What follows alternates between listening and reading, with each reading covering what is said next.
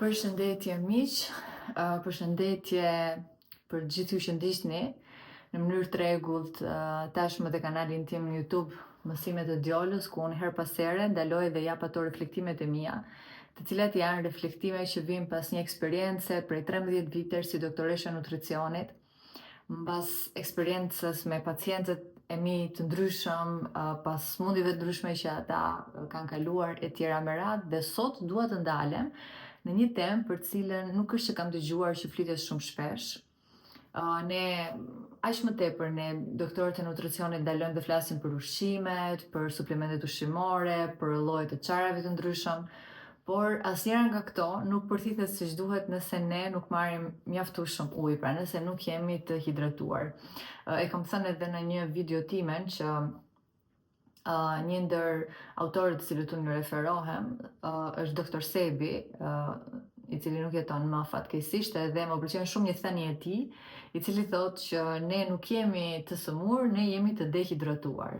Dhe në fakt çdo gjë që neve konsumojmë, edhe nëse jemi me një terapi të caktuar medicinale, apo thjesht marrim disa suplemente, apo edhe nëse thjesht përpiqemi që të ushqemi shëndetshëm, nutrientët e shëndetshëm dhe nutrientët që duhet të marrim qoftë nga ilaçet apo nga ushqimet apo edhe nga suplementet, nuk përthithen mirë në atë pjesën e zorrës së hollë, nuk absorbohen mirë në qoftë se ne nuk jemi mirë të hidratuar. Tani është kjo pyetja $1.000.000-she në thonjza, sa ujë duhet të pim? Për mua nuk ekziston ajo formula që ne duhet të gjithë të pim 2 litra ujë në ditë, sepse kjo është totalisht individuale. Aq më tepër nëse ju keni të bëni me njerëz ose ju vetë jeni një person i cili konsumoni shumë fruta, edhe personat të cilët konsumojnë shumë fruta në fakt marrin shumë ujë dhe elektrolita aty brenda. Pra, nëse ju pastaj jeni një person i cili merreni shumë me aktivitet fizik, edhe djersisni gjatë gjithë kohës edhe zbrazeni nga elektrolitët, ju patjetër që duhet merrni të pini më shumë ujë sesa një person i cili rri lexon gjithë ditën në divan ose rri gjithë ditën shikon televizor. Prandaj kjo pjesa e sa ujë duhet marrim neve, sa ujë duhet konsumojmë, është totalisht individuale nga stili i jetesës që juve bëni. Megjithatë, për të ndalur pak dhe për të cekur pak këtë pjesën e lëngjeve, sepse ka shumë persona që thonë unë pi lëng frutash edhe nuk kam nevojë të pi shumë ujë.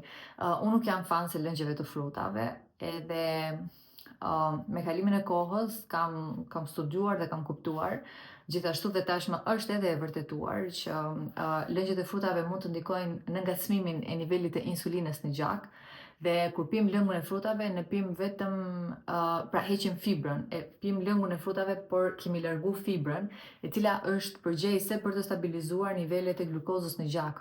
Kështu që më mirë pini smoothie ose hajini frutin e plot, sesa thjesht të pini lëng frutesh dhe thoni unë piva sot gjysmë litri lëng portokalli edhe nuk kam nevojë që të pi shumë ujë. Domethënë kjo gjëja nuk qëndron, sepse tashmë nuk flasim thjesht për sasitë hidratimit, për nivel të hidratimit, por flasim edhe për se sa shëndetshëm neve i marrim elementet nga lëngjet e frutave. Ajo që unë dua të theksoj më shumë sot është ka lloje të ndryshme të ujrave sigurisht, por nisur nga një autor që ka marrë dhe çmimin Nobel, Dr. Otto Warburg, edhe ai ka thënë që kanceri nuk jeton në mjedise alkaline dhe normalisht ne duhet sa më shumë të përpiqemi që trupin tonë ta mbajmë në mjedis alkalin. Dhe në të njëjtën kohë edhe uji që duhet të konsumojmë duhet të jetë një ujë që ka një pH të lartë, pra që ka një pH alkalin.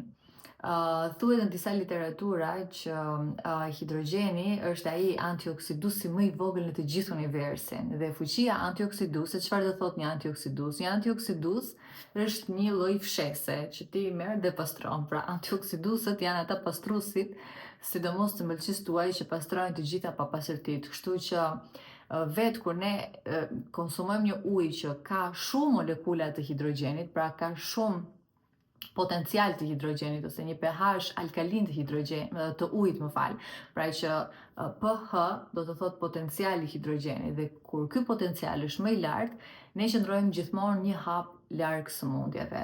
Shpeshherë sëmundjet, plagja e parakohshme, inflamacionet vijnë në momentin kur ne kemi një mjedis më acidik brenda nesh, kështu që bëni kujdes dhe zgjidhni gjithmonë një lloj uji në të cilin pse jo ta kontrolloni dhe të shikoni se sa të përqendruar e ka potencialin e hidrogenit. Mundësisht ky potencial duhet të jetë alkalin. Alkalin do thotë që duhet të jetë mbi 7. Dhe e njëjta gjë vlen gjithashtu për të gjitha moshat. Megjithatë, e kam thënë dhe një video tjetër, është ai testi se sa të hidratuar jeni juve për të parë lëkurën tuaj. E keni dhe në një video tjetër, por gjithsesi po e riinterpretoj.